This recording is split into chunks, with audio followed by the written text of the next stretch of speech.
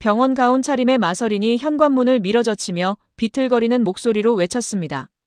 이 여자는 내 엄마가 아니야. 나를 친엄마에게서 훔쳐온 도둑이라고.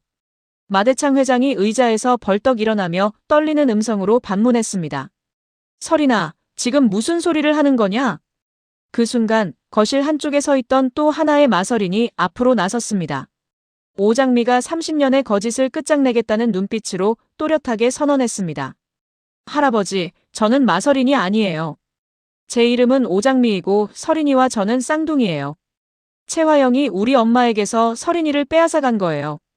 마대창 저택의 거실이 순식간에 전장으로 변했습니다. 30년간 완벽하게 쌓아올린 채화영의 제국이 같은 얼굴을 한 두 여자의 등장으로 무너지기 시작한 것이었습니다. 어떻게 이 자리까지 오게 된 것이었을까요? 모든 것은 불과 1시간 전 한영자가 상견례 테이블 위에 소송장 한 장을 올려놓는 순간부터 시작됐습니다. 한영자가 봉투에서 꺼낸 서류가 테이블 위에 펼쳐지는 순간 상견례 자리의 공기가 얼어붙었습니다. 위자료 청구 소송장이라는 글자가 또렷하게 보였습니다. 한영자는 떨리는 손을 억누르며 마대창 회장을 정면으로 바라봤습니다. 한영자가 차갑게 말했습니다. 회장님, 이건 제가 채화영 대표를 상대로 낸 위자료 청구 소송장이에요. 채화영 대표가 제 남편과 불륜 관계였거든요. 거실이 술렁였습니다. 마대창 회장의 얼굴이 순식간에 붉어졌습니다. 채화영은 소송장을 빼앗으려 손을 뻗었지만 한영자가 한 발 빨랐습니다. 한영자가 서류를 마대창 회장 쪽으로 밀어놓으며 말을 이었습니다. 한영자가 담담하지만 단단한 목소리로 이어갔습니다. 저는 직접 봤어요. 제 남편이 이 사람 품에 안겨서 세상 어디로든 함께 도망치자고 속삭이는 걸, 사랑한다고 고백하는 걸 제 두 눈으로 확인했어요.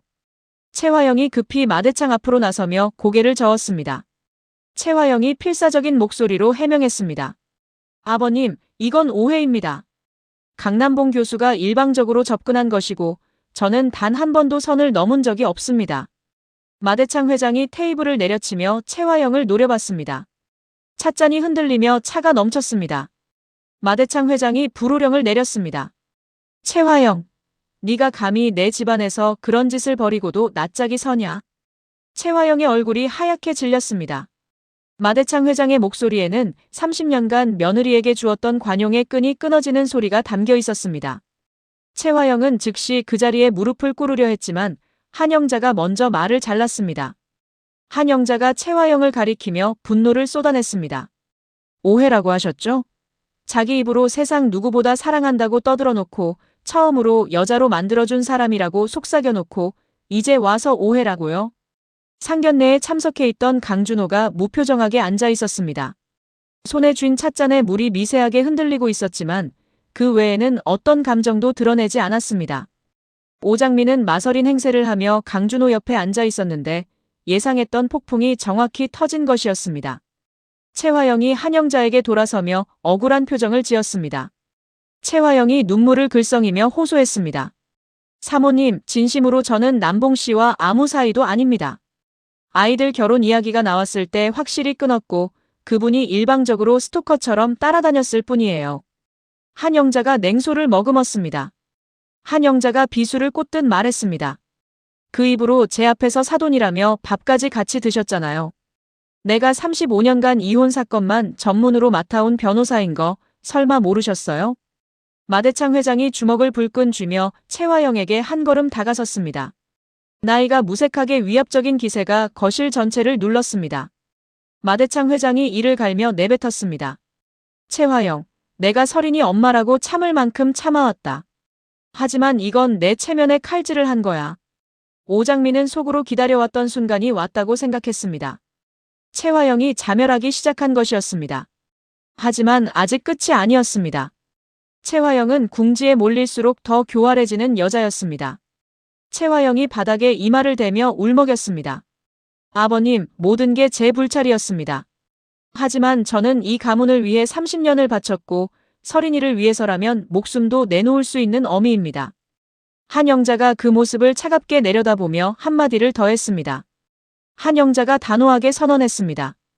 회장님, 저는 이 결혼을 절대 허락할 수 없어요. 제 가정을 박살낸 사람의 딸과 제 아들을 사돈으로 엮는 일은 없을 겁니다. 저택 안에 고성과 비난이 끊이지 않았습니다.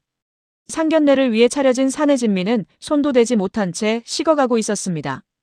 채화영이 쌓아올린 30년의 가면이 조각조각 깨져나가는 소리가 저택 전체를 뒤덮었습니다. 채화영은 마대창 회장의 발 앞에 무릎을 꿇은 채 고개를 들지 못했습니다. 이마가 차가운 대리석 바닥에 거의 닿을 만큼 깊이 숙여져 있었고 어깨가 미세하게 떨리고 있었습니다. 누가 봐도 억울한 며느리의 모습이었습니다. 하지만 그 눈 속에서 번뜩이는 계산의 빛은 결코 꺼지지 않았습니다. 채화영이 목이 메인 듯 호소했습니다. 아버님, 저를 믿어주십시오. 30년간 이 집안을 위해 헌신했는데 이런 누명을 쓰고 무릎까지 꿇어야 하는 게 너무 억울합니다. 마대창 회장은 의자 팔걸이를 움켜쥔 채 채화영을 내려다봤습니다. 분노로 붉어졌던 얼굴이 점점 더 짙은 자줏빛으로 변하고 있었습니다. 마대창 회장이 낮고 무거운 목소리로 압박했습니다. 헌신이라고? 내 집안의 며느리가 유부남과 불장난을 벌이는 게 네 말대로 헌신이냐? 한 영자가 한 걸음 앞으로 나섰습니다. 변호사로서 수없이 법정에 섰던 경험이 그대로 묻어나는 냉정한 어조였습니다. 한 영자는 채화영의 거짓말을 하나씩 해부하듯 반박하기 시작했습니다. 한 영자가 차분하지만 날카롭게 말했습니다. 채화영 대표 일방적 접근이라고 하셨죠? 그런데 제 남편은 당신이 먼저 노래 카페로 불렀다고 했어요. 저녁 식사도 호텔 만남도 전부 당신이 주도했다고 했거든요. 채화영이 고개를 들며 급히 반박했습니다. 채화영이 눈물을 흘리며 호소했습니다. 사모님, 그건 강 교수님이 저를 오해해서 그런 말씀을 하시는 거예요. 저는 순수하게 사업 파트너로만 만났을 뿐인데 강 교수님이 감정을 가지신 거예요. 한 영자의 눈이 차갑게 빛났습니다. 한 영자가 비수 같은 말을 꺼냈습니다. 당신이 사무실에서 제 남편을 끌어안고 뭐라고 했는지 알려드릴까요? 당신이 나를 처음으로 여자로 만들어준 사람이라고 했어요. 순수한 사업 파트너가 그런 말을 해요? 채화영의 얼굴이 순간적으로 일그러졌습니다. 하지만 즉시 억울한 표정으로 돌아가며 눈물을 쏟아냈습니다. 채화영이 격하게 고개를 저으며 말했습니다. 아버님, 순간적으로 감정이 격해져서 실수한 것입니다. 하지만 단 한 번도 선을 넘은 적은 없습니다. 맹세합니다. 마대창 회장의 관자놀이에 핏줄이 돋아올랐습니다. 숨이 거칠어지며 왼쪽 가슴을 움켜쥐는 손에 힘이 들어갔습니다. 오장미가 마대창 회장의 안색이 심상치 않은 것을 알아챘습니다. 한 영자가 채화영을 내려다보며 마지막 일격을 가했습니다. 한 영자가 서류를 집어들며 선언했습니다. 회장님, 저는 35년간 이혼 전문 변호사로 수백 건의 불륜 사건을 다뤘어요. 그 수많은 사건에서 순간적 실수라는 말을 안 한 사람이 단 한 명도 없었거든요. 마대창 회장이 갑자기 의자에서 몸을 앞으로 숙였습니다. 거친 숨을 몰아쉬며 가슴을 더 세게 움켜쥐었습니다. 양금순이 재빨리 달려와 혈압약을 가져왔습니다. 양금순이 다급한 목소리로 말했습니다. 회장님, 약 드세요. 혈압이 너무 높으시면 안 돼요. 마대창 회장이 양금순의 손에서 약을 받아 삼켰습니다. 하지만 오장미는 그 약을 보며 등줄기에 소름이 돋았습니다. 양금순이 귀띔해줬던 말이 떠올랐기 때문이었습니다. 채화영이 며칠 전에 몰래 바꿔치기 한 약이었습니다. 오장미는 이를 악물었습니다. 지금 당장 약을 빼앗아야 했지만 이 자리에서 그것까지 터뜨리면 마대창 회장이 버텨내지 못할 수 있었습니다. 마대창 회장이 겨우 숨을 고르며 무겁게 입을 열었습니다. 마대창 회장이 가라앉은 목소리로 선고했습니다. 채화영, 오늘 이 자리에서 모든 해명을 마쳐라. 내가 직접 판단하마. 채화영의 눈동자가 미세하게 흔들렸습니다. 30년간 완벽하게 유지해온 조신한 며느리의 가면에 금이 가기 시작했습니다. 하지만 이것은 시작에 불과했습니다. 이 저택이 진정한 아수라장이 되기까지는 아직 시간이 남아 있었습니다. 상견례가 아수라장으로 변하고 있는 바로 그 시각, 서울 외곽의 한적한 요양원에서 미세한 변화가 일어나고 있었습니다. 반년 가까이 미동조차 없던 마서린의 오른손 검지가 꿈틀거렸습니다. 처음에는 아무도 알아채지 못할 만큼 작은 움직임이었습니다. 하지만 손가락의 떨림이 손 전체로 퍼져나갔고 이어서 감겨있던 눈꺼풀이 파르르 떨리기 시작했습니다. 마서린이 눈을 떴습니다. 천장의 형광등 불빛이 동공을 찔렀습니다. 반사적으로 눈을 찡그린 마서리는 몇 차례 눈을 깜빡이며 시야를 확보했습니다. 하얀 천장, 낯선 벽지, 소독약 냄새. 이곳은 자신이 알던 어떤 방도 아니었습니다. 마서리는 몸을 일으키려 했습니다. 하지만 오랫동안 사용하지 않았던 근육이 말을 듣지 않았습니다. 팔에 힘을 주어 침대 난간을 붙잡았지만 손가락에 힘이 빠져 2번이나 미끄러졌습니다. 3번째 시도 만에 겨우 상체를 일으킨 마서리는 거친 숨을 몰아쉬며 주변을 살폈습니다. 소박한 병실이었습니다. 링거줄이 왼팔에 꽂혀 있었고 심박 모니터가 규칙적인 소리를 내고 있었습니다. 창밖으로는 산 능선이 보였습니다. 도심이 아니었습니다. 마서린의 머릿속에서 마지막 기억이 퍼즐처럼 맞춰졌습니다. 오장미와 옷을 바꿔 입었던 날 횡단보도를 건너던 중 거대한 트럭이 돌진해 오던 순간, 그리고 충격과 함께 의식이 꺼진 것까지. 마서린이 이를 악물며 중얼거렸습니다. 최화영이 오장미를 죽이려다 나를 친 거잖아. 분노가 온몸에 힘을 불어넣었습니다. 마서린은 링거줄을 거칠게 뽑아냈습니다. 바늘이 빠지면서 피가 한 줄기 흘렀지만 신경 쓸 겨를이 없었습니다. 심박 모니터의 클립도 떼어냈습니다. 기계가 경고음을 울리기 시작했습니다.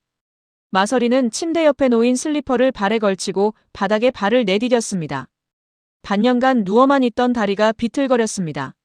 침대 난간을 부여잡고 겨우 균형을 잡은 마서린은 한 발, 2발 조심스럽게 걸음을 옮겼습니다.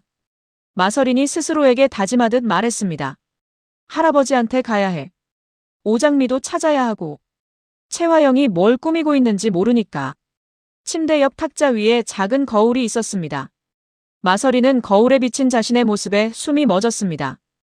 헬쑥하게 빠진 볼, 푸석해진 피부, 길게 자란 머리카락. 반년이라는 시간이 얼굴 위에 고스란히 새겨져 있었습니다. 하지만 눈빛만은 살아있었습니다. 다이아몬드 수저로 태어나 세상 겁나는 것 하나 없이 살아왔던 마서린의 눈빛이 오히려 더 날카로워져 있었습니다. 마서린이 거울을 내려놓으며 중얼거렸습니다. 최화영, 내가 이렇게 쉽게 죽을 줄 알았어? 병실 문 너머로 복도의 기척이 들렸습니다. 간병인의 발소리였습니다. 일정한 간격으로 오가는 것으로 보아 순찰을 도는 것 같았습니다. 마서린은 발소리가 멀어지는 타이밍을 기다렸습니다. 귀를 문에 바짝 대고 숨을 죽였습니다. 발소리가 복도 끝으로 사라졌습니다. 마서린은 조용히 문을 열고 복도로 나섰습니다. 요양원 특유의 소독약 냄새가 코를 찔렀습니다. 복도 양쪽에 닫힌 문들이 줄지어 있었고 한쪽 끝에 간호 스테이션의 불빛이 보였습니다. 반대편 끝에는 비상구를 알리는 초록색 표시등이 희미하게 빛나고 있었습니다. 마서린은 주저없이 비상구 쪽으로 방향을 잡았습니다. 비틀거리는 다리를 끌고 복도 벽을 짚으며 한 걸음씩 나아갔습니다. 세상에서 가장 느린 탈출이었지만 마서린의 두 눈에는 그 어느 때보다 강렬한 불꽃이 타오르고 있었습니다. 비상구 문을 밀어젖히는데 마서린의 온 힘이 필요했습니다. 철제 문이 묵직한 소리를 내며 열렸고 콘크리트 계단이 아래로 이어져 있었습니다. 요양원은 3층 건물이었고 마서린이 있던 병실은 2층이었습니다. 마서린은 계단 난간을 양손으로 움켜쥐고 한 계단씩 내려가기 시작했습니다. 반년간 움직이지 않았던 다리의 근육이 매 걸음마다 비명을 질렀습니다. 무릎이 꺾이려 할 때마다 난간을 더 세게 붙잡았습니다. 이마에 식은땀이 맺혔고 병원 가운 뒤쪽으로 찬 공기가 스며들었습니다. 마서린이 이를 악물며 스스로를 독려했습니다. 마서린, 이까짓 계단 못 내려가면 최화영한테 질 거야. 움직여. 10계단쯤 내려갔을 때 위층에서 소란이 일었습니다. 비어있는 병실을 발견한 간병인이 당황한 목소리로 누군가를 부르는 소리가 울렸습니다. 마서린의 심장이 빠르게 뛰었습니다. 발걸음을 재촉했지만 다리가 따라주지 않았습니다. 한 계단을 헛디뎌 무릎이 콘크리트 바닥에 부딪혔습니다. 날카로운 통증이 퍼져나갔지만 마서린은 신음을 삼키며 다시 일어섰습니다.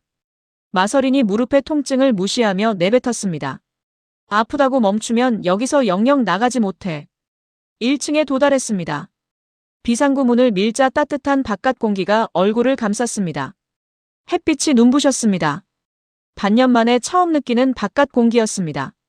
마서린은 잠시 멈춰 서서 깊이 숨을 들이마셨습니다. 살아있다는 감각이 폐 속 가득 차올랐습니다. 요양원 주변은 예상대로 도심과 거리가 먼 곳이었습니다. 산으로 둘러싸인 한적한 도로가 하나 뻗어 있었고 인적은 드물었습니다. 마서리는 정문이 아닌 건물 측면으로 돌아갔습니다. 정문으로 나가면 직원들에게 붙잡힐 수 있었습니다. 건물을 돌아 도로로 나온 마서리는 오가는 차를 기다렸습니다. 차 한 대 지나지 않는 시간이 영겁처럼 느껴졌습니다. 요양원 안에서 소란이 점점 커지는 것이 느껴졌습니다. 누군가가 건물 밖으로 나와 주변을 두리번거리는 모습이 보였습니다. 마서리는 도로변 덤불 뒤에 몸을 숨겼습니다. 병원 가운 차림에 맨발에 가까운 슬리퍼를 신은 여자가 덤불에 웅크리고 있는 모습은 처참했지만 마서린의 눈에는 야수 같은 집념이 서려 있었습니다. 3분쯤 지났을 때 택시 한 대가 요양원 방향으로 올라오고 있었습니다. 마서린은 덤불에서 뛰쳐나와 도로 한복판에 섰습니다. 택시가 급브레이크를 밟으며 멈춰 섰습니다. 기사가 창문을 내리고 경악한 표정으로 마서린을 바라봤습니다. 택시 기사가 놀란 눈으로 물었습니다. 아이고, 아가씨 무슨 일이에요? 괜찮으세요? 마서린이 택시 뒷문을 열며 급박하게 말했습니다. 아저씨, 서울 청담동으로 가주세요. 요금은 도착해서 줄게요. 제발 빨리 출발해주세요. 택시기사가 병원 가운 차림의 마서린을 위아래로 살피며 망설였습니다. 택시기사가 걱정스럽게 물었습니다. 아가씨, 혹시 병원에서 나오신 건 아니에요? 보호자한테 연락을 해야 하는 거 아닌지. 마서린이 기사의 눈을 똑바로 바라보며 단호하게 말했습니다. 저를 여기 가둬놓은 사람이 있어요. 지금 나가지 않으면 더 위험해져요. 부탁이에요. 택시기사는 마서린의 절박한 눈빛에서 거짓이 아닌 진심을 읽었습니다. 잠시 망설이다가 고개를 끄덕이며 미터기를 올렸습니다. 택시가 요양원을 등지고 서울 방면으로 달리기 시작했습니다. 마서린은 뒷좌석에 몸을 기대며 겨우 안도의 숨을 내쉬었습니다. 하지만 긴장은 풀 수 없었습니다. 이제부터가 진짜 시작이었습니다. 택시가 고속도로에 올라타자 마서린은 뒷좌석에서 주머니를 뒤졌습니다. 병원 가운에는 아무것도 없었습니다. 휴대폰도 지갑도 신분증 하나 없는 맨몸이었습니다. 마서린이 택시기사에게 조심스럽게 입을 열었습니다. 마서린이 간곡하게 부탁했습니다. 아저씨, 죄송한데 전화 좀 쓸 수 있을까요? 딱 한 통만 할게요. 택시기사가 백미러로 마서린을 한번 살피더니 조수석에 놓인 휴대폰을 건넸습니다. 택시기사가 걱정 어린 목소리로 말했습니다. 보호자한테 연락하시는 거죠? 그 모습으로 혼자 다니시면 안 되는데. 마서린은 오장미의 번호를 눌렀습니다. 기억 속에 또렷이 각인된 번호였습니다. 신호가 울렸지만 아무도 받지 않았습니다. 다시 한번 걸었지만 역시 연결되지 않았습니다. 마서린의 입술이 굳어졌습니다. 마서린이 속으로 중얼거렸습니다. 오장미, 왜 안 받는 거야? 무슨 일이 생긴 건 아니겠지. 마서린은 잠시 생각한 끝에 전화기를 돌려주며 목적지를 변경했습니다. 마서린이 결심을 굳힌 표정으로 말했습니다. 아저씨, 청담동 드림타워 말고 한남동으로 가주세요. 마대창 회장 저택이요. 택시기사가 깜짝 놀라며 되물었습니다. 마대창 회장 저택이요? 아가씨가 거기를 어떻게 아세요? 마서린이 창밖을 바라보며 담담하게 대답했습니다. 우리 할아버지 집이에요. 택시기사는 더 이상 묻지 않았습니다. 병원 가운을 입고 맨발에 가까운 슬리퍼를 신은 여자가 재벌가 회장의 손녀라니. 믿기 어려운 말이었지만 마서린의 눈빛에는 거짓이 끼어들 틈이 없었습니다. 택시가 고속도로를 빠져나와 서울 시내로 접어들었습니다. 마서린은 창밖으로 스쳐 지나가는 건물들을 바라보며 자신이 잠들어 있던 반년의 시간을 곱씹었습니다. 오장미는 무사한 것인지 할아버지는 건강한 것인지 채화영은 아직도 뻔뻔하게 마서린 행세를 하며 드림그룹을 노리고 있는 것인지 알 수 없는 것들이 머릿속을 가득 채웠습니다. 마서린이 조용히 다짐했습니다. 채화영, 네가 나를 없애려 했던 것까지 전부 밝힐 거야. 할아버지 앞에서. 택시가 한남동으로 접어들었습니다. 마서린은 창밖 풍경이 익숙해지는 것을 느끼며 상체를 일으켰습니다. 저택이 있는 언덕길이 보이기 시작했습니다. 심장이 빨라졌습니다. 반년 만에 돌아가는 집이었지만 그곳에서 무슨 일이 벌어지고 있을지 예측할 수 없었습니다. 택시가 저택 앞 도로에 멈춰 섰습니다. 마서린이 차에서 내리려다 잠시 멈칫했습니다. 현관 앞에 평소보다 많은 차들이 주차되어 있었습니다. 마서린이 미간을 찌푸리며 혼잣말했습니다. 집에 무슨 행사가 있나? 차가 왜 이렇게 많아? 택시 기사가 걱정스러운 얼굴로 말했습니다. 아가씨, 요금은 괜찮으니까 몸부터 챙기세요. 이 모습으로 가시면 사람들이 놀랄 텐데. 마서린이 진심으로 감사를 전하며 차에서 내렸습니다. 고마워요, 아저씨. 요금은 반드시 보내드릴게요. 마서린은 비틀거리는 다리로 저택 정문을 향해 걸어갔습니다. 병원 가운 자락이 바람에 펄럭였습니다. 정문에서 경비원이 달려왔습니다. 마서린의 얼굴을 확인한 경비원은 눈이 휘둥그레졌습니다. 안에서도 마서린과 똑같은 얼굴을 한 사람이 앉아 있었기 때문이었습니다. 현관문이 열리는 순간 안에서 쏟아져 나오는 고성이 마서린의 귀를 때렸습니다.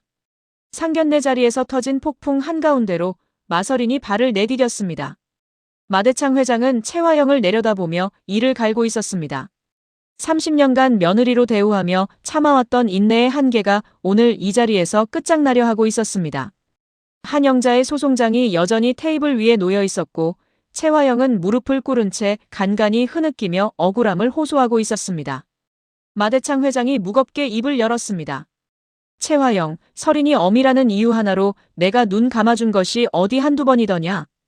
하지만 오늘은 다르다. 최화영이 바닥에 이마를 대며 울먹였습니다. 아버님, 한 번만 더 기회를 주십시오. 서린이를 위해서라도 저를 버리지 마십시오. 마대창 회장이 의자 팔걸이를 움켜쥐며 몸을 앞으로 숙였습니다. 최화영의 눈물이 진짜인지 거짓인지는 더 이상 중요하지 않았습니다. 한영자가 내민 소송장은 물적 증거였고 직접 목격했다는 진술까지 있었습니다. 마대창 회장이 선고하듯 말했습니다. 최화영, 오늘부로 드림호텔 대표직을 해임한다. 서린이의 후견인 자격도 제고하겠다. 최화영의 얼굴에서 혈기가 빠져나갔습니다. 드림호텔 대표직은 최화영이 30년간 목숨처럼 움켜쥐고 있던 유일한 권력의 원천이었습니다. 그것을 잃는다는 것은 드림그룹 내에서의 모든 영향력이 사라진다는 뜻이었습니다. 최화영이 다급하게 고개를 들었습니다. 아버님, 그건 너무하십니다. 한 번의 오해로 30년을 부정하시면 어떡합니까? 마대창 회장이 테이블을 내려치며 벽력같이 호통쳤습니다. 오해가 아니라 네가 저지른 짓이야. 내 며느리가 유부남을 꼬드겨서 불장난을 벌였는데 오해라고? 대체 뭘 오해하란 말이냐? 저택 전체가 마대창 회장의 고함에 진동했습니다. 양금순이 부엌 쪽에서 불안한 얼굴로 상황을 지켜보고 있었습니다. 오장미도 마서린 행세를 이어가며 강준호 옆에 앉아 있었지만 속으로는 최화영이 무너지는 모습을 한치의 동정도 없이 지켜보고 있었습니다. 마대창 회장이 해임을 통보하려는 바로 그 순간 현관 쪽에서 웅성거리는 소리가 들려왔습니다. 경비원의 당황한 목소리와 함께 누군가가 현관문을 밀어젖히는 소리가 울렸습니다. 양금순이 현관 쪽을 확인하고 달려왔습니다. 숨이 차올라 얼굴이 붉어진 양금순이 마대창 회장 앞에 서서 더듬거리며 보고했습니다. 양금순이 떨리는 목소리로 말했습니다. 회장님, 밖에 마서린 실장님이 오셨는데요. 거실 안의 모든 시선이 양금순에게 쏠렸습니다. 마대창 회장이 미간을 찌푸렸습니다. 마대창 회장이 어리둥절한 표정으로 반문했습니다. 뭐라고? 서린이가 바로 여기 앉아 있는데 무슨 소린가? 양금순이 고개를 세차게 끄덕이며 현관을 가리켰습니다. 양금순이 다급하게 말했습니다. 저도 모르겠어요, 회장님. 그런데 밖에 서 계신 분이 서린 실장님과 똑같은 얼굴이에요. 병원 가운을 입고 계시는데 맨발이나 다름없고. 거실의 공기가 순간적으로 멈춘 것처럼 느껴졌습니다. 최화영의 얼굴이 종이처럼 하얗게 변했습니다. 입술이 파르르 떨리기 시작했습니다. 오장미의 심장은 반대로 격렬하게 뛰기 시작했습니다. 기다리고 기다리던 순간이 왔다는 것을 직감한 것이었습니다. 마대창 회장이 양금순에게 지시했습니다. 당장 들여보내라. 양금순이 현관으로 달려갔습니다. 저택 안에 무거운 침묵이 내려앉았습니다. 모두의 시선이 현관문을 향해 고정됐습니다. 현관문이 열렸습니다. 병원 가운 차림에 맨발에 가까운 슬리퍼를 신은 마서린이 비틀거리며 거실 입구의 모습을 드러냈습니다. 헬쑥하게 야윈 얼굴이었지만 두 눈에는 불꽃 같은 의지가 타오르고 있었습니다. 거실에 있던 모든 사람의 시선이 현관에서 마서린에게, 다시 소파에 앉아있던 오장미에게로 왕복했습니다. 같은 얼굴을 한 두 사람이 같은 공간에 서 있었습니다. 마대창 회장이 의자에서 벌떡 일어나며 눈을 비볐습니다. 마대창 회장이 경악하며 외쳤습니다. 이게 무슨, 서린이가 왜 둘이냐? 마서린은 거실 안을 훑어봤습니다. 할아버지 마대창, 최화영, 그리고 자신과 똑같은 얼굴을 한 여자. 마서린의 시선이 오장미에게 닿았습니다. 두 사람의 눈이 마주친 순간 마서린의 입가에 희미한 미소가 스쳤습니다. 마서린이 오장미를 향해 나지막이 말했습니다. 오장미, 네가 여기 있었구나. 오장미가 자리에서 일어나며 떨리는 목소리로 대답했습니다. 서린아, 깨어난 거야? 정말 괜찮은 거야? 마대창 회장은 두 사람 사이를 번갈아 보며 머릿속이 하얗게 변하는 것을 느꼈습니다. 30년간 하나뿐인 손녀로 알았던 서린이가 둘이 되어 있었습니다. 이해할 수 없는 상황이었습니다. 마대창 회장이 떨리는 손가락으로 두 사람을 번갈아 가리키며 물었습니다. 도대체 어찌 된 거냐? 누가 진짜 서린이고 누가 누구냐? 그때 최화영이 먼저 몸을 움직였습니다. 마서린에게 달려가 팔을 잡으며 거실 밖으로 끌어내려 했습니다. 최화영이 다급하게 말했습니다. 서린아, 너 지금 제정신이 아닌 거야. 오래 누워있어서 혼란스러운 거야. 엄마가 병원으로 데려갈게. 하지만 마서린은 최화영의 손을 거칠게 뿌리쳤습니다. 최화영이 뒤로 비틀거렸습니다. 마서린의 눈에는 반년간 억눌렸던 분노가 이글거리고 있었습니다. 마서린이 최화영을 정면으로 쏘아보며 외쳤습니다. 손 치워. 네가 무슨 자격으로 나한테 엄마라고 해. 넌 내 엄마가 아니잖아. 최화영의 얼굴이 일그러졌습니다. 마대창 회장이 한 걸음 더 다가서며 마서린에게 물었습니다. 마대창 회장이 떨리는 목소리로 따졌습니다. 서린아, 지금 대체 무슨 말을 하는 거냐? 엄마가 아니라니. 마서린이 마대창 회장을 향해 돌아섰습니다. 헬쑥한 얼굴에 눈물이 흘러내렸지만 목소리만은 또렷했습니다. 마서린이 떨리지만 단호한 목소리로 말했습니다. 할아버지, 이 사람은 나를 친엄마에게서 훔쳐온 사람이야. 나는 최화영이 낳은 아이가 아니야. 이 사람이 30년 전에 친엄마에게서 갓난아기인 나를 빼앗아 간 거야. 마대창 회장의 눈이 커졌습니다. 거실 안이 절대적인 정적에 빠져들었습니다. 한영자도 강준호도 그 자리에 있던 모든 사람이 숨을 멈춘 듯 마서린의 말을 듣고 있었습니다. 오장미는 마서린의 옆으로 다가갔습니다. 두 사람이 나란히 선 모습은 거울에 비친 것처럼 똑같았습니다. 하지만 마서린은 병원 가운의 맨발이었고 오장미는 마서린의 옷을 입고 있었습니다. 30년간 감춰져 왔던 쌍둥이가 마침내 한자리에 선 것이었습니다. 최화영이 필사적으로 웃음을 지으며 마대창 회장에게 달려갔습니다. 최화영이 애원하듯 말했습니다. 아버님, 믿지 마십시오. 서린이가 오래 누워있어서 정신이 혼미한 겁니다. 제가 데리고 가서 진찰을 받게 하겠습니다. 마서린이 최화영을 차갑게 내려다보며 한마디를 더했습니다. 마서린이 또박또박 말했습니다. 할아버지, 이 사람이 모든 걸 부정할 거야. 하지만 나는 증거를 다 갖고 있어. 마대창 회장의 시선이 마서린과 오장미 사이를 미친 듯이 오갔습니다. 같은 얼굴, 같은 이목구비, 같은 체격. 평생 하나뿐인 손녀라고 믿어왔던 서린이가 둘로 나뉘어 자신의 눈앞에 서 있었습니다. 마대창 회장의 머릿속에서 30년의 기억이 격렬하게 뒤섞이고 있었습니다. 마대창 회장이 떨리는 목소리로 물었습니다. 서린아, 네가 방금 한 말이 사실이냐? 최화영이 너를 훔쳐왔다니 도대체 그게 무슨 뜻이냐? 마서린이 마대창 회장 앞에 무릎을 꿇으며 할아버지의 손을 붙잡았습니다. 반년간 누워있던 탓에 손에 힘이 없었지만 할아버지를 놓칠 수 없다는 절박함이 손끝에 실렸습니다. 마서린이 눈물을 흘리며 말했습니다. 할아버지, 나를 낳아준 엄마는 정숙희라는 사람이야. 최화영이 30년 전에 친엄마에게서 갓난아기인 나를 빼앗아 왔어. 내 옆에 서 있는 이 사람이 내 쌍둥이 언니 오장미야. 최화영이 마서린에게 달려들었습니다. 마서린의 입을 틀어막으려는 것이었습니다. 최화영이 소리를 높이며 외쳤습니다. 서린아, 제발 그만해. 너 지금 누구한테 세뇌당한 거야? 엄마가 왜 너를 훔쳐와? 엄마가 널 낳았잖아.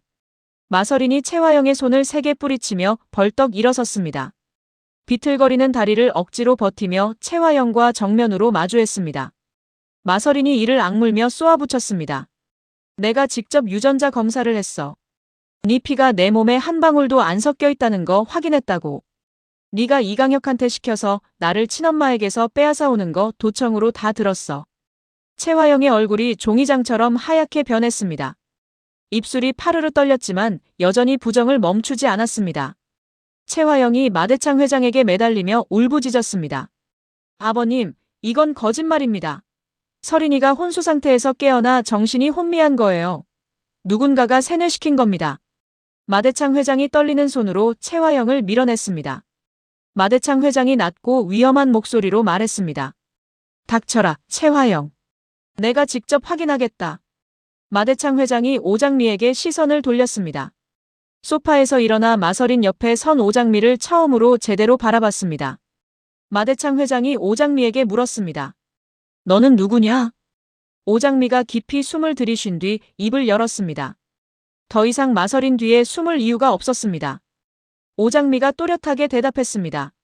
할아버지, 제 이름은 오장미예요. 서린이의 쌍둥이 언니예요. 서린이와 저는 같은 날 같은 시간에 태어났어요. 마대창 회장이 가슴을 움켜쥐었습니다.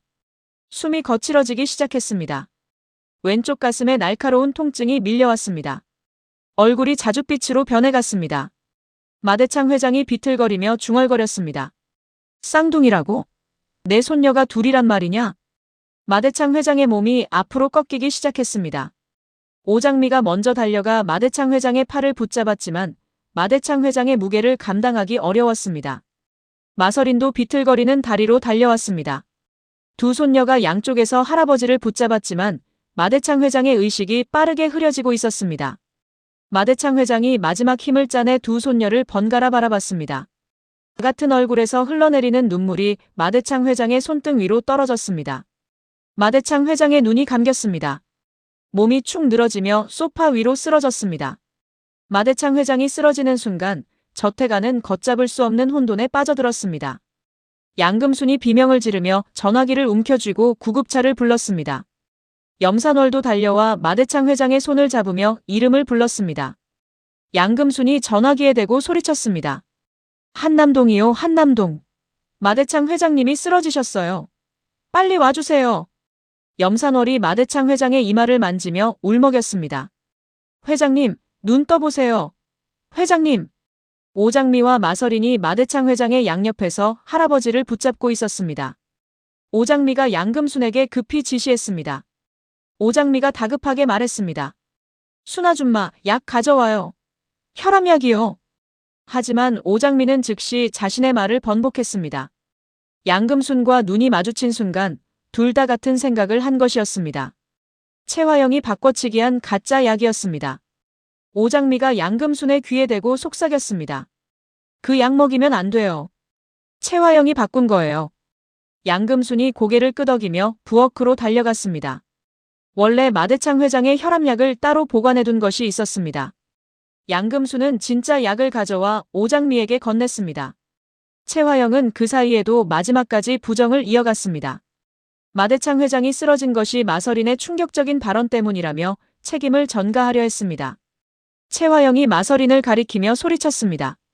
다 이 아이 때문이야. 혼수 상태에서 깨어나자마자 정신도 못 차리고 이상한 소리를 해서 아버님이 쓰러지신 거라고. 오장미가 최화영을 정면으로 마주보며 차갑게 말했습니다. 오장미가 또렷하게 선언했습니다. 더 이상 숨기지 않을게요. 저는 마서린이 아니에요. 제 이름은 오장미이고 서린이와 저는 쌍둥이에요. 최화영 대표, 당신이 30년 전에 우리 엄마 정숙희에게서 서린이를 빼앗아 간 것, 저는 전부 알고 있어요. 거실에 있던 모든 사람이 오장미를 바라봤습니다. 한영자가 놀란 얼굴로 오장미와 마서린을 번갈아 봤습니다. 강준호는 이미 모든 사실을 알고 있었기에 침묵을 지키고 있었지만 주먹을 꽉 쥔 손이 미세하게 떨리고 있었습니다. 최화영이 히스테릭하게 웃음을 터뜨렸습니다. 최화영이 손사래를 치며 외쳤습니다. 지금 이게 무슨 코미디야? 이 아이가 혼수 상태에서 깨어나서 헛소리를 하고 이 여자는 사기꾼이야. 아버님, 제발 속지 마십시오. 마서린이 최화영에게 한 걸음 다가서며 냉정하게 말했습니다. 마서린이 최화영의 눈을 똑바로 바라보며 말했습니다. 30년 동안 이렇게 거짓말해왔으니까 습관이 된 거겠지. 하지만 이제 끝이야, 최화영. 최화영이라는 이름을 부르는 마서린의 목소리에는 30년간 엄마라고 불렀던 사람에 대한 배신감과 분노가 고스란히 담겨 있었습니다. 더 이상 엄마라고 부를 수 없는 사람이었습니다. 구급차 사이렌 소리가 저택 밖에서 울려 퍼지기 시작했습니다. 구급대원들이 들이닥쳐 마대창 회장을 들것에 실었습니다. 오장미와 마서린이 구급차에 동승하려 하자 최화영이 먼저 타려고 몸을 움직였습니다. 오장미가 최화영의 앞을 가로막으며 말했습니다. 당신은 여기 있어요. 할아버지 곁에는 친손녀들이 갈 거예요. 최화영이 오장미를 밀어내려 했지만 마서린이 오장미 옆에 나란히 서서 길을 완전히 막았습니다. 같은 얼굴의 두 여자가 벽처럼 최화영의 앞을 가로막았습니다. 최화영은 발이 묶인 채 저택 현관에 서서 구급차가 사라지는 것을 지켜볼 수밖에 없었습니다. 병원 응급실에서 마대창 회장이 처치를 받는 동안 오장미는 대기실에서 강백호에게 연락했습니다. 강백호는 이미 저택을 떠나 증거 자료를 정리하고 있었습니다. 오장미가 전화기를 귀에 대며 말했습니다. 백호 씨, 서린이가 깨어났어요. 할아버지 앞에서 전부 터졌어요. 강백호가 즉시 대답했습니다. 장미 씨, 증거 다 챙겼어요. 블랙박스 원본, 기지국 기록, 유전자 검사 의뢰 서류까지 전부요. 지금 병원으로 갈게요. 오장미가 고개를 끄덕이며 대답했습니다. 고마워요. 빨리 와주세요. 전화를 끄는 오장미는 마서린 옆에 앉았습니다. 마서린은 병원 대기실 의자에 몸을 기대고 있었는데 반년간 누워있던 몸이 극도로 지쳐 있었습니다. 하지만 눈만은 감지 않았습니다. 마서린이 나직하게 물었습니다. 오장미, 최화영은 내 머리핀도 훔쳤지? 오장미가 쓸쓸하게 고개를 끄덕였습니다. 그것만이 아니야. 우리 아빠도 최화영 때문에 돌아가셨어. 마서린이 오장미의 손을 꽉 쥐었습니다. 말없이 힘을 실어주는 것이 마서린이 지금 할 수 있는 전부였습니다. 30분쯤 지나 강백호가 서류 가방을 들고 도착했습니다. 오장미가 일어서서 강백호를 맞이했습니다. 강백호는 오장미의 얼굴을 확인하고 나서야 숨을 돌렸습니다. 강백호가 서류를 펼치며 말했습니다. 장미 씨, 여기 다 정리했어요. 최화영이 부인하더라도 증거가 압도적이에요. 테이블 위에 증거 자료가 하나씩 펼쳐졌습니다. 오복길 사망 당시 블랙박스 원본 메모리 카드, 이강혁과 쌍칼의 접촉을 보여주는 호텔 CCTV 캡처, 최화영의 기지국 위치 추적 기록, 오복길이 최화영에게 전화했던 통화 내역, 그리고 양금순이 확보한 마대창 회장의 바꿔치기 된 약 샘플까지. 오장미가 하나씩 확인하며 입을 열었습니다. 오장미가 최화영의 30년 범죄를 정리하듯 말했습니다. 30년 전에 우리 엄마 정숙희에게서 갓난아기 서린이를 빼앗은 것. 엄마를 절벽에서 떨어뜨려 죽은 줄 알고 방치한 것. 우리 아빠 오복길이 진실을 알아채자 스패너로 때리고 교통사고로 위장해 죽게 만든 것. 강백호가 이어서 말했습니다. 쌍칼을 시켜 마서린을 오장미로 착각하게 만들어 트럭으로 들이받은 것. 구치소에서 쌍칼을 의문사시킨 것. 그리고 마대창 회장의 혈압약을 부작용이 있는 가짜약으로 바꿔치기 한 것까지. 전부 물증이 있어요. 오장미가 강백호를 바라보며 마지막으로 확인했습니다. 백호 씨, 경찰 신고도 해야 해요. 강백호가 고개를 끄덕였습니다. 어머니가 이미 저택에서 경찰에 연락하셨어요. 곧 올 겁니다. 마서린이 대기실 의자에서 몸을 일으키며 말했습니다. 마서린이 결의에 찬 목소리로 말했습니다. 최화영이 아무리 발악해도 이번에는 빠져나갈 수 없어. 내가 증인으로 서면 돼. 도청으로 들은 것, 유전자 검사 결과 전부 내 입으로 증언할 수 있으니까. 오장미가 마서린의 어깨를 감싸며 말했습니다. 서린아, 너는 지금 몸부터 추슬러야 해. 증언은 나중에 해도 늦지 않아. 마서린이 고개를 저으며 단호하게 대답했습니다. 반년이나 누워 있었잖아. 더 이상 가만히 있고 싶지 않아. 강백호가 증거 자료를 다시 가방에 담으며 오장미에게 말했습니다. 강백호가 진지하게 말했습니다. 장미 씨, 이제 거의 다 왔어요. 오래 참으셨잖아요. 오장미가 강백호를 바라보며 쓸쓸한 미소를 지었습니다. 오래 참았다는 말이 가슴 깊이 와닿았습니다. 아버지 오복길을 잃고 강백호와 이별하고 최화영의 곁에서 이를 악물며 버텨왔던 시간이 주마등처럼 스쳐 지나갔습니다. 한 형자가 경찰에 신고한 직후 2대의 경찰차가 마대창 저택 앞에 도착했습니다. 한영자는 현관에서 형사들을 직접 맞이했습니다. 35년 경력의 이혼 전문 변호사답게 냉정하고 체계적으로 상황을 설명했습니다. 한영자가 형사에게 말했습니다. 최화영 대표에 대한 신고예요. 약물 바꿔치기, 살인 교사, 유괴, 신분 위조까지. 증거는 모두 정리돼 있어요. 형사가 고개를 끄덕이며 저택 안으로 들어섰습니다. 거실에는 최화영과 이강혁이 남아 있었습니다. 최화영은 소파에 앉아 정면을 응시하고 있었고 이강혁은 최화영의 뒤에 서서 출구를 살피고 있었습니다. 형사가 다가와 최화영 앞에 섰습니다. 최화영은 고개를 들어 형사를 바라봤습니다. 아직도 눈에는 억울한 피해자의 빛이 서려 있었습니다. 최화영이 차분한 척 말했습니다. 아버님이 쓰러지셔서 정신이 없는 와중에 경찰까지 부르다니 너무 하신 거 아닌가요? 한영자가 최화영 뒤로 다가서며 냉정하게 말했습니다. 자기가 벌여놓은 일에 책임질 생각은 안 하고 끝까지 피해자 행세를 하시는 거예요? 강준호는 거실 한쪽에 서서 침묵을 지키고 있었습니다. 최화영이 자신의 친어머니라는 사실, 그리고 오장미가 마서린이 아닌 오장미라는 사실을 이미 알고 있었기에 이 상황 어디에도 개입할 수 없었습니다. 최화영에 대한 분노와 오장미에 대한 감정이 뒤엉켜 움직일 수 없는 것이었습니다. 최화영이 이강혁에게 눈짓을 보냈습니다. 이강혁이 미세하게 고개를 끄덕이며 현관 쪽으로 발걸음을 옮겼습니다. 하지만 현관에는 이미 강백호가 서 있었습니다. 강백호는 저택의 모든 출입구를 경찰이 도착하기 전에 봉쇄해둔 상태였습니다. 강백호가 이강혁의 앞을 가로막으며 말했습니다. 어디 가시는 건가요, 이 실장님? 오늘은 이 문 밖으로 나가실 수 없어요. 이강혁이 강백호를 노려봤습니다. 하지만 현관 밖에 이미 경찰 차량이 대기하고 있는 것이 보였습니다. 이강혁의 발이 멈췄습니다. 형사가 최화영에게 다가서며 수갑을 꺼냈습니다. 형사가 공식적으로 통보했습니다. 최화영 대표님, 살인교사, 유괴, 약물 교체에 의한 살인미수 혐의로 긴급 체포합니다. 변호인을 선임할 권리가 있습니다. 최화영의 눈이 크게 떠졌습니다. 수갑이 손목에 채워지는 순간 최화영의 몸이 격렬하게 떨리기 시작했습니다. 최화영이 형사에게 악을 쓰며 외쳤습니다. 이건 전부 조작이에요. 저는 억울합니다. 아버님, 아버님.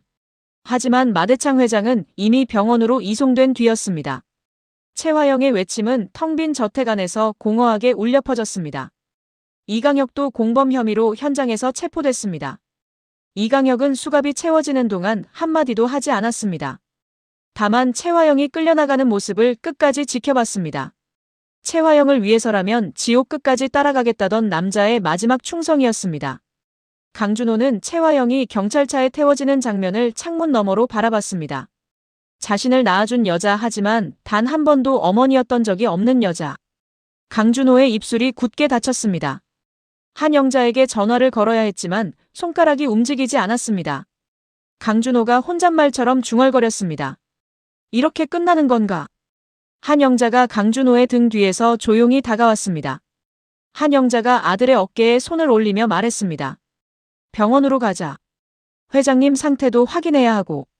강준호가 고개를 끄덕이며 현관을 나섰습니다. 경찰차의 빨간 불빛이 저택 앞을 비추고 있었습니다. 30년간 이 저택의 안주인으로 군림하던 최화영의 시대가 경찰차 사이렌과 함께 막을 내리고 있었습니다. 병원 중환자실 앞 대기실에는 무거운 침묵이 내려앉아 있었습니다.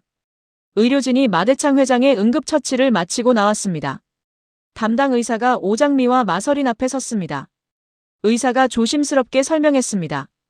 혈압이 위험 수위까지 올라가셨지만 다행히 지금은 안정되셨어요. 의식도 돌아오셨습니다. 다만 당분간 절대 안정이 필요합니다. 오장미가 안도의 한숨을 내쉬며 물었습니다. 면회할 수 있나요? 의사가 고개를 끄덕였습니다. 짧게만요. 환자분이 두 분을 찾고 계십니다. 오장미와 마서린이 나란히 중환자실로 들어갔습니다. 마대창 회장은 침대에 누운 채 천장을 바라보고 있었습니다. 링거줄이 팔에 꽂혀 있었고 심박 모니터가 규칙적인 소리를 내고 있었습니다. 두 손녀가 양쪽에서 다가오는 소리를 듣자 마대창 회장이 고개를 돌렸습니다. 마대창 회장의 눈에 눈물이 고였습니다. 같은 얼굴을 한 두 손녀가 양쪽에서 자신을 바라보고 있었습니다. 한쪽은 마서린의 옷을 입은 오장미, 다른 한쪽은 병원 가운을 입은 마서린이었습니다.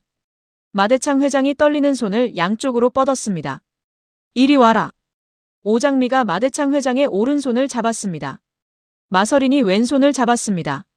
마대창 회장은 두 손녀의 손을 꽉 쥐며 한참 동안 말을 잇지 못했습니다.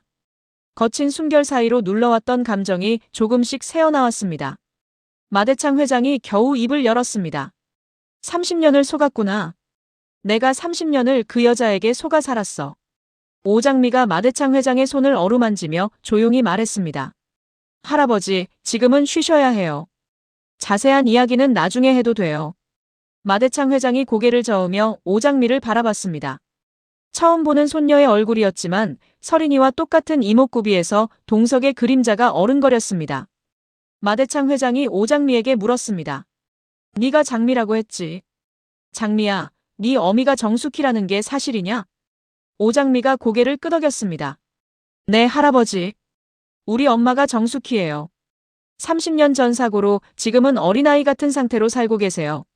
마대창 회장의 눈에서 눈물이 흘러내렸습니다. 30년 전 아들 마동석이 사랑한다며 데려왔지만 자신이 결사반대했던 여자의 이름이었습니다. 그 반대가 결국 이런 비극을 만들었다는 자각이 가슴을 후벼 팠습니다. 마대창 회장이 마서린의 손을 더 세게 쥐며 말했습니다. 서린아, 이 할아비가 미안하다. 네가 그런 일을 당하는 줄도 모르고 30년을 살았구나. 마서린이 눈물을 닦으며 대답했습니다. 할아버지, 할아버지가 미안해할 일은 아니야. 채화영이 다 속인 거잖아. 마대창 회장이 두 손녀의 손을 번갈아 쥐며 한참을 바라봤습니다. 30년간 속았다는 분노가 여전히 가슴속에서 끓고 있었지만 그보다 먼저 밀려온 감정은 안도였습니다. 아들 마동석이 남긴 핏줄이 하나가 아니라 둘이었습니다. 그 두 아이가 살아서 자신의 양손을 잡아주고 있었습니다. 마대창 회장이 목이 메인 채 말했습니다. 둘 다 살아있어서 다행이다. 그것만은 다행이야. 오장미와 마서린은 마대창 회장의 양쪽에서 할아버지의 손을 놓지 않았습니다. 30년간 따로 살아왔던 세 사람이 처음으로 한자리에 모인 것이었습니다. 병실의 심박 모니터 소리가 규칙적으로 울리는 가운데 30년의 공백이 천천히 메워지기 시작했습니다. 마대창 회장이 잠든 뒤 오장미와 마서린은 병원 복도에 나란히 앉았습니다. 마서린은 반년간의 코마 상태에서 깨어나 요양원을 탈출하고 저택까지 달려온 탓에 체력이 바닥이었습니다. 하지만 잠을 잘 수 없었습니다. 할 말이 너무 많았습니다. 마서린이 먼저 입을 열었습니다. 마서린이 천장을 바라보며 나지막이 말했습니다. 미안해, 오장미. 오장미가 고개를 돌려 마서린을 바라봤습니다. 뭐가? 마서린이 눈을 내리깔며 대답했습니다. 내가 옷을 바꿔 입자고 했잖아. 채화영이 너를 죽이려 한다는 걸 알면서 내가 미끼가 되겠다고 나선 건 맞지만 결국 네가 나 대신 싸워야 했잖아. 반년 동안 내 이름으로 살면서 얼마나 힘들었어. 오장미가 마서린의 어깨를 감쌌습니다. 야위어진 어깨가 손에 잡혔습니다. 오장미가 부드럽게 말했습니다. 그만해. 네가 미안해할 일이 아니야. 너 때문에 나도 채화영의 진짜 얼굴을 볼 수 있었잖아. 우리 아빠 복수도 할 수 있었고. 마서린이 오장미를 바라봤습니다. 같은 얼굴이었지만 눈빛이 달랐습니다. 오장미의 눈에는 수많은 시련을 견뎌온 단단함이 서려 있었고 마서린의 눈에는 모든 것을 잃고 나서야 깨달은 아픔이 담겨 있었습니다. 마서린이 처음으로 진심을 꺼냈습니다. 나는 태어나서 한 번도 부족한 적이 없었어. 원하는 건 다 가졌고 세상이 시시했지. 근데 누워있는 동안 생각했어.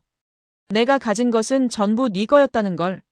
할아버지도 이 이름도 다 빼앗은 거잖아. 오장미가 마서린의 말을 끊었습니다. 오장미가 단호하게 말했습니다. 그건 네가 빼앗은 게 아니야. 채화영이 한 거지.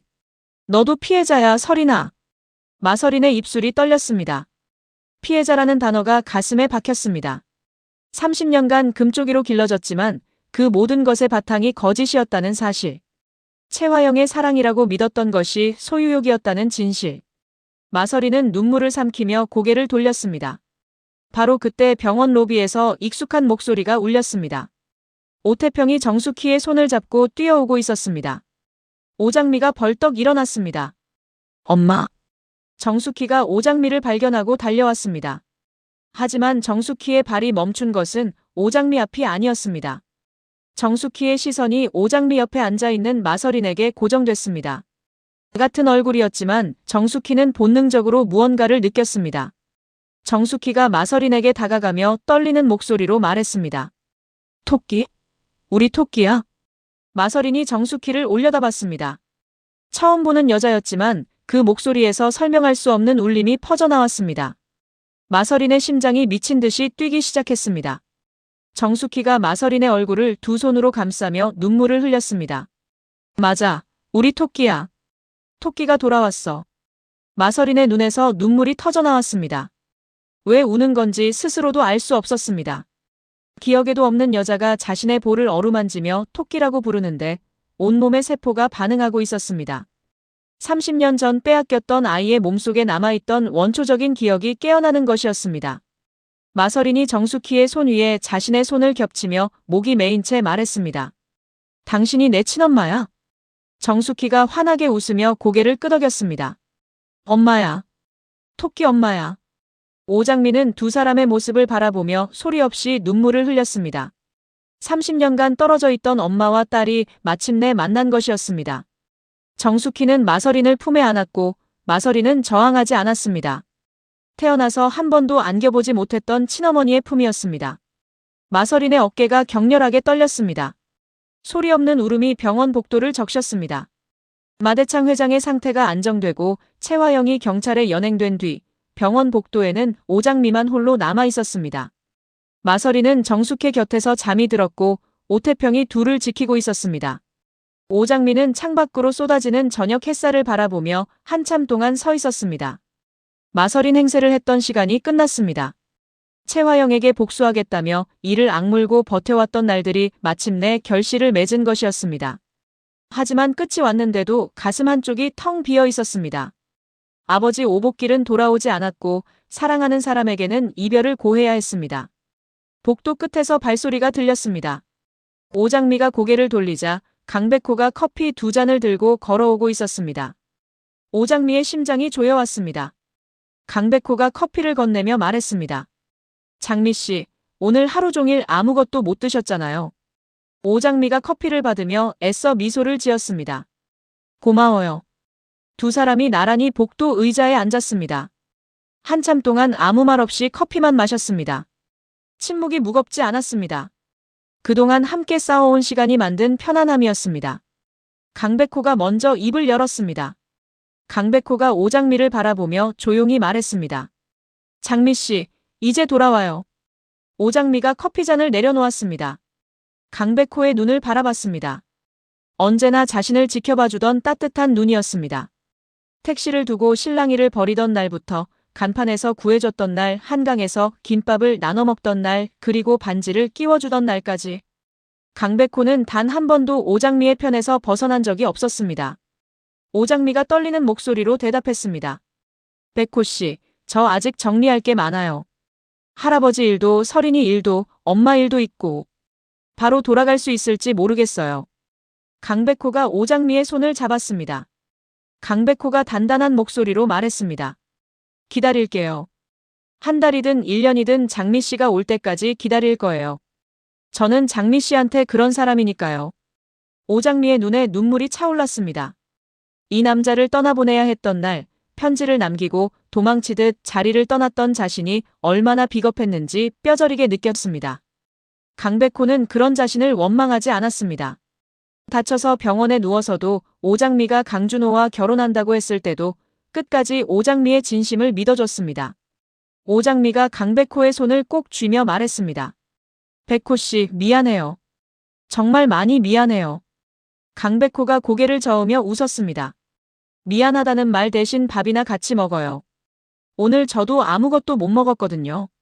오장미가 그 말에 웃음이 터져나왔습니다. 눈물과 웃음이 뒤섞인 얼굴이었습니다. 세상에서 가장 무거운 짐을 내려놓은 사람의 표정이었습니다. 바로 그때 복도 반대편에서 또 다른 발소리가 들렸습니다.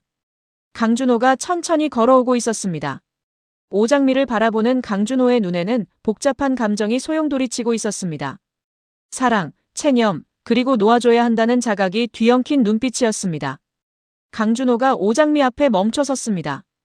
강백호와 오장미가 손을 잡고 있는 모습을 확인한 강준호는 잠시 시선을 내리깔았다가 다시 들어 올렸습니다. 강준호가 담담하게 말했습니다. 수고했어요, 오장미 씨. 오장미가 강준호를 올려다보며 대답했습니다. 본부장님도요.